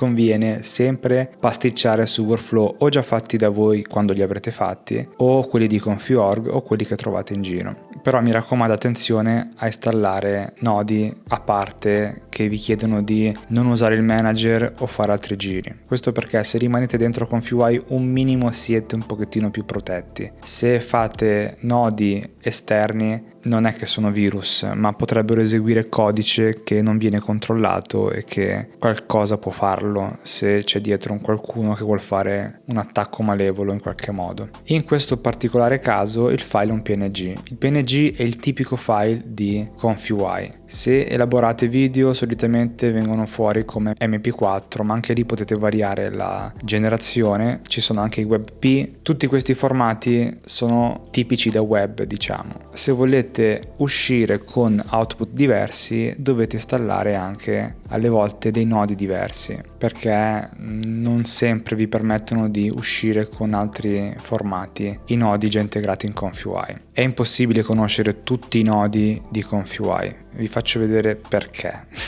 Se voi qua dal prompt vedete in dettaglio quello che fa il ConfiUI Manager, cliccando qua, tenendo premuto CTRL, vi mostra questa lista. Questa è la lista di tutti i nodi integrati in ConfiUI Manager. Una persona non può conoscerli tutti e questi non sono neanche la totalità, perché come dicevo prima alcuni sono raggiungibili comunque su GitHub e installabili a parte. Ce ne sono veramente tanti e potete fare un workflow completamente personalizzato. Se in un workflow non vi è chiaro come vanno a incastrarsi i nodi, potete sempre spostarli. Io personalmente preferisco avere un template fatto così, ma tanti purtroppo vedo che se li mettono tutti in un modo che non si capisce, si incastrano, tanti usano anche i nodi che fanno sparire i link e fanno una specie di teletrasporto da una parte all'altra. Non sono molto comprensibili secondo me, soprattutto a chi sta iniziando. In quei casi dovete prendervi il workflow, capire dove va un nodo a un altro e sostituirlo voi a mano. Ma questo è utile per imparare a usare ConfiUI, perché è inutile guardare 1000 video se non iniziate a farlo.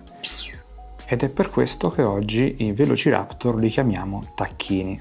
Ma dopo queste generazioni è facile avere anche degli errori. Allora vediamo come gestire gli errori di base. Possono capitarne veramente tantissimi e in 1000 modalità. Io ho cercato di farvi vedere quelli più casuali, però potete capire che basta una lieve distrazione o un collegamento sbagliato per avere un errore completamente diverso, ma analizzeremo tutto adeguatamente.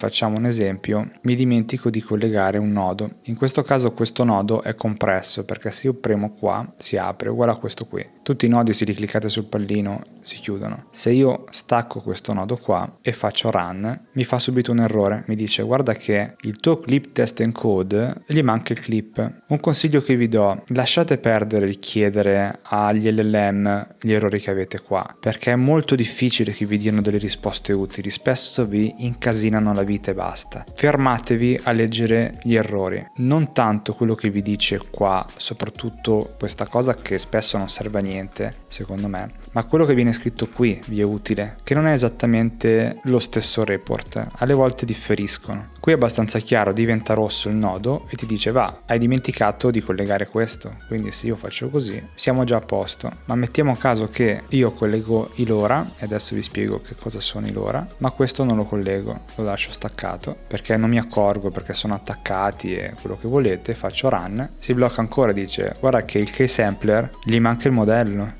E dice ah caspita, è vero, non c'è nulla collegato, perché se io clicco su keysampler lui fa diventare bianchi tutti i collegamenti che vanno a lui, ma manca il modello. Allora posso dirgli ok. È ovvio che poi ci sono anche cose più complesse, per esempio io qua gli dico 2 clip L, lo faccio partire, lui va comunque ma mi dice c'è qualcosa che non va, mi fa questi errori e dico ma caspita, cosa vogliono dire sti errori qui? E qui inizia il problema, perché se uno non ha mai usato ConfiUI non lo sa che qua ha sbagliato, e allora dovete tornare su Confi.org oppure sulle mie guide se preferite e vedere che ok, qua c'è il modello, l'ho fatto giusto, qua spiego perché ne metto 2 nodi, perché se usate i GUF ho usato questo nodo qua, se usate gli FP16 o gli FP8 ho usato quest'altro qualcos'altro. Qua sotto, se arrivate, vedete 2 clippelle, ma nella guida non dico questo, su Configure neanche viene specificato questo, allora, ecco dove è il problema. Ho sbagliato text encoder. A questo punto, nel momento in cui faccio run, funziona tutto. E anche il type deve essere giusto. È un insieme di cose che vanno guardate bene, per questo vi dico, fare un workflow da zero può aumentare tantissimo il livello di errori banali, anche perché poi questi sono magari cose che si fanno perché si è sovrappensiero, si sta pensando ad altro, non perché si è convinti di mettere 2 clippelle. Se si parte da un workflow già fatto di base, almeno queste cose spesso sono già messe giuste e se non le configuro nel modo corretto mi fa un errore. Così come alle volte capita di avere errori sulla risoluzione. Fate molta attenzione alle risoluzioni che usate, perché questi modelli sono stati fatti a un training con delle risoluzioni particolari. Se voi le mettete a caso funziona comunque, vi fa generare, ma state andando oltre le risoluzioni con cui sono stati addestrati, quindi potrebbero aumentare le allucinazioni. Anche in questo caso, se mi dimentico di attaccare il VAE, faccio run, lui mi dice occhio che anche il VAE è staccato. Alcuni errori sono molto semplici da capire, altri potrebbero incasinarvi. Quando succede, io quello che vi consiglio è questo: prendete soprattutto questo, l'attribute error, lo copiate, andate su Google, scrivete ConfUI staccato e incollate l'errore. Se siete fortunati, nella pagina degli issue di ConfUI è stato riportato l'errore. Occhio che di base è messo su quelli open. Se voi mettete closed, vedete anche quelli che magari hanno già chiuso e potrebbero includere l'errore che vi è venuto a voi. Quasi sicuramente trovate una persona che vi dice come sistemarlo, ma fate molta attenzione. Se l'errore lo sta facendo un nodo di ConfUI, allora potete andare a chiedere qua e vi consiglio di iscrivervi a GitHub. Se l'errore invece lo sta facendo un nodo custom, dovete andare sulla sua pagina issue su GitHub e chiedere perché mi sta facendo questo errore. Alle volte magari il problema arriva da prima, vedete che qui era il problema, non per forza qua. In questo caso, siccome non mostra un pallino rosso e è un avviso, vi deve venire il dubbio che il problema sia prima. Per questo magari iniziate a chiedere prima sul nodo custom e poi nel caso non succede chiedete anche dall'altra parte. Se non avete risposte, perché su GitHub non è così facile avere sempre risposte, c'è sempre Reddit. Alla pagina di ConfUI aprite un thread con tutte le informazioni possibili e, sperando che nessuno vi insulti perché state chiedendo una cosa banale, qualcuno sicuramente vi aiuterà e vi dirà guarda che stai facendo un pasticcio in quel punto. In questo modo ne uscite, ma non pensate di imparare ConfUI senza sbagliare tantissime volte, a meno che non caricate sempre il workflow di qualcuno e vi limitate a fare run. A quel punto sì, potete usarlo così ConfUI, ma non è come usare realmente ConfUI, perché questa è una cosa molto tecnica ed è giusto che venga usato in modo molto tecnico. Non è neanche giusto semplificarla troppo, perché vedo che tanti vogliono l'interfaccia tipo Gradio, quella va bene, ma quando inizierete a fare workflow di un certo tipo vedrete che solo così si riescono a fare. Perché vi faccio un esempio, io posso benissimo fare questa cosa, faccio giusto un esempio, con Flux gli faccio fare 2 passaggi, perché il primo fa una parte e il secondo porta avanti la generazione e mi fa un dettaglio in più. Per esempio gli dico che la seconda generazione la fa a 40, sto sparando cose a caso, ovviamente gli devo passare ancora il positive, ancora il negative, magari non tutto il nodo ma solo una parte, perché ovviamente bisogna aprirlo, la laten ce l'ha già e il modello glielo passo da qui e lui farà 2 passaggi di elaborazione e va avanti. Questa cosa non è possibile farla con altre web UI, c'è poco da dire. Qui lavorate proprio su ogni singolo passaggio e lo duplicate, lo raggruppate, lo modificate come meglio credete. E anche in questo caso, se poi voglio, posso fare questi 2, li raggruppo, diventa una cosa unica. Quando clicco qua, entro qui e ho i miei 2 key sampler. In questo modo posso fare un micro workflow che faccia tutto quanto in un solo blocco. E come dicevo prima, se lo devo fare per conto mio, ok, ma se devo farlo per una guida diventa un po' complesso poi spiegarlo. Quello che mancava prima da dire sono i LoRa. I LoRa considerate che sono dei micro modelli che si aggiungono al modello principale. Un LoRa viene addestrato sopra sopra un modello in particolare, perciò se questo LoRa va su Flux One Crea non andrà su One 2.2, non andrà su QAnyMage e così via. Qual è il sito principale dove trovare i LoRa? È CVTI, che è lo stesso dove potete trovare anche modelli interi e workflow già fatti da altri. Questa è la pagina principale, andate in Models, ovviamente dovete iscrivervi, ma spesso potete scaricare cose anche senza iscrivervi. Qua da Filter mettete prima di tutto che è un LoRa, poi dipende cosa volete scaricare, vedete ci sono anche i workflow. Il modello, ma in realtà Flux One Crea è lo stesso di Flux One D, quindi possiamo metterli entrambi. Il filtro verrà attivato automaticamente. Attenzione tantissimo a questa opzione qua in alto con l'occhiolino, perché se spuntate anche questi tre e togliete il blur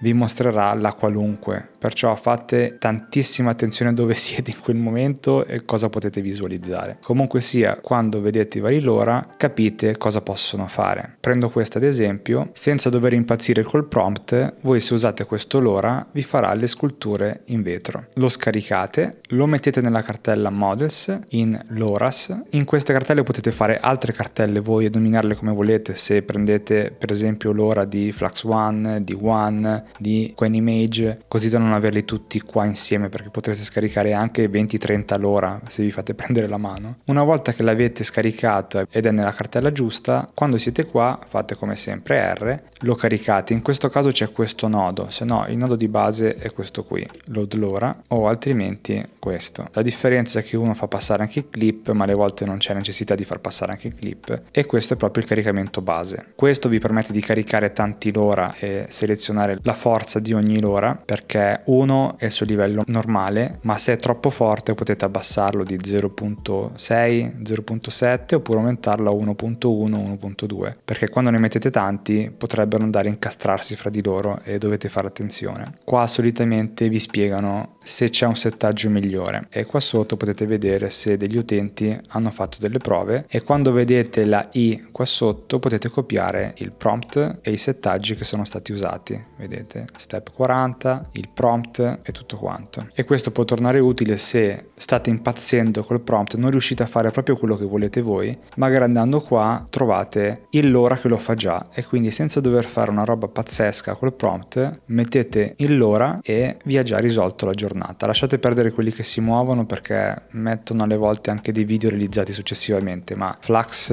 è per fare le immagini. Se dovete fare video si usa One, si usa un Yuan e altri modelli, ma come dicevo prima vi consiglio di seguire le guide dedicate in quel caso. E visto tutto questo spero vi sia più chiaro cos'è ConfUI, come si utilizza, come prenderci mano. Dopodiché avete i miei workflow che trovate qua sulla pagina di GitHub, che è sempre in descrizione. Potete clonare questa pagina con git clone, oppure trovate lo zip ogni volta aggiornato quando faccio una guida nuova. Sono una serie di workflow, voi andate in ConfUI e potete buttarli dentro. Ovviamente adesso su questa ConfUI non ho tutto quello che serve, ma mettiamo caso volete iniziare a fare i video con One, lo prendete, lo buttate dentro, guarda che mancano questi nodi, ma si può anche chiudere, e avete esattamente il workflow che ho fatto vedere nella guida, dove spiegavo passo passo cosa fare e dove recuperare anche i modelli. Oltre a questo avete sempre Reddit, dove in descrizione vi linko la pagina di Stable Diffusion e ConfUI, e poi avete il server Discord dove potete chiedere informazioni se avete problemi, se avete dubbi su come avvicinarvi a questa web UI che so è molto complessa, ma al tempo stesso è anche utilissima, apertissima, customizzabile, personalizzabile e tutto quello che volete. Bisogna solo riuscire ad andare oltre lo scoglio iniziale, perché una volta che si ha l'idea di cosa si sta facendo diventa tutto molto più semplice, ve lo assicuro. E il vero motivo per cui un AI fa più dita è perché, ma come ultima chicca vi ho aggiunto due cose un pochettino più tecniche, non così estremamente complicate, ma che sicuramente vi possono aiutare nelle generazioni. La prima è legata all'hardware, la seconda è legata agli aggiornamenti, ma vediamolo in dettaglio. Concludo con 2 extra che potete seguire o meno, ma secondo me sono utili, ovvero la prima cosa è il Task Manager e le risorse occupate. Voi dovete avere sempre il Task Manager aperto di Windows e guardare la vostra scheda video quanto è occupata, quanta memoria GPU dedicata è presa in quel momento, come sta elaborando, come sta andando la CPU, quanta memoria RAM è occupata, perché se non avete ben idea del vostro hardware allora non avrete mai un'idea precisa di cosa sta succedendo. C'è però un nodo che può aiutarvi, ma non va a sostituire il Task Manager, attenzione, va solo a mostrarvi in ConfUI dei dettagli in più. Voi fate Manager, fate il Custom Nodes Manager e qui cercate Chris Tools e fate Install. Ora vi mostro cosa fa questo nodo in particolare, perché come dicevo alcuni nodi non sono dei veri nodi dentro al workflow, ma sono anche parte dell'interfaccia. Facciamo restart, confirm, adesso lui lo installerà effettivamente e compariranno delle cose a fianco al manager. Poi probabilmente ci sono altri nodi che fanno la stessa cosa, ma io mi sono trovato bene con questo e quindi vi consiglio questo in particolare. Vedete qua ha caricato, vi dice già dei dettagli sul vostro sistema e qui facciamo un refresh della pagina. Ovviamente mi avvisa sempre dei nodi che mancano, vabbè, ma quella è una cosa a parte. E qui ora abbiamo una specie di task manager. Se voi fate come prima settings e andate in Chris Tool potete scegliere cosa vedere. Io per esempio tolgo la progress bar perché non mi serve e se volete potete aumentare la dimensione, il refresh per second, se non volete vedere altre cose le togliete o se volete addirittura aggiungere quanto è occupato l'hard disk. Una volta era già impostato di base, adesso lo tolgono fortunatamente perché credo serva a poco, ma almeno vedete quanto è occupata la VRAM, che temperatura ha la vostra GPU, quanto è occupato tutto il resto. Però come dicevo, per avere dei dati precisi aprite il Task Manager perché così avete un'idea molto più chiara di cosa sta succedendo. Ultima cosa è una cosa un po' più tecnica, ovvero i PyTorch. Se voi volete potete aggiornarli. E come si fa ad aggiornarli? Prima di tutto imparate bene ConfUI e prendeteci molto la mano, perché se non sapete neanche il motivo per il quale aggiornare il PyTorch lasciate perdere, andate dentro a dei problemi che poi non riuscite più a risolvere. Quando li volete aggiornare, prima di tutto si chiude ovviamente ConfUI, ma adesso ci dirà che non è più connessa. Torniamo sul desktop, vado nella sua cartella in Python Embedded, qua in alto come sempre faccio cmd, in questo modo mi apre il prompt dei comandi proprio nella cartella di Python Embedded, vado sul sito di PyTorch che è questo, vado su Get Started e qui posso vedere a che versione siamo. Attualmente la versione che abbiamo messo su di ConfUI è già con gli stable più alti, volendo si può passare ai nightly, però fate sempre attenzione a usare versioni troppo nuove perché potrebbero darvi problemi con i nodi. Solitamente si aggiorna quando esce una nuova versione stable. In quel caso lì va bene lasciare tutto così, ma scegliete i CUDA, magari quelli più recenti, visto che eravamo già con i 12.9. Ora per installarli non possiamo seguire questo comando, dobbiamo farne un altro. Ma prima di tutto bisogna disinstallarli e per farlo dobbiamo usare questo comando python.exe-m pip uninstall torch. Diamo l'invio, lui troverà un'installazione che è la 2.8.0 e mi chiederà se voglio disinstallarli. Attenzione perché tutto il giro che abbiamo fatto con Stage Attention è calibrato su una certa versione. Se voi aggiornate i PyTorch senza poi sistemare tutto quel discorso potrebbe essere che non funziona più poi. Perciò fate tanta attenzione quando aggiornate i PyTorch. Io gli dico di sì perché tanto sto facendo dei test e me li ha disinstallati. Ora ovviamente rimetterò sugli stessi perché non c'è una versione stable più aggiornata. Che comando devo dargli? Posso recuperare il comando che ho dato prima fino a pip e poi posso copiare questa parte qua dopo pip 3, dato che gli ho detto che deve mettermi gli stable con Windows, Python e CUDA 12.9. Lo incollo, lui cercherà la versione più recente stable a questo indirizzo col CU, ovvero CUDA 12.9 e do invio. Ovviamente il pacchetto di installazione non è piccolo di queste cose, è 3,6 GB. Attenzione a quando fate questi aggiornamenti, se non avete una connessione molto veloce o non potete stare tanto attaccati a internet in quel momento, non lanciatevi a fare questo passaggio così. Vedete che ha trovato i 2.8.0 per Python Python 3.13 che è quello che ho già su e CU 129 che sarebbe CUDA 12.9.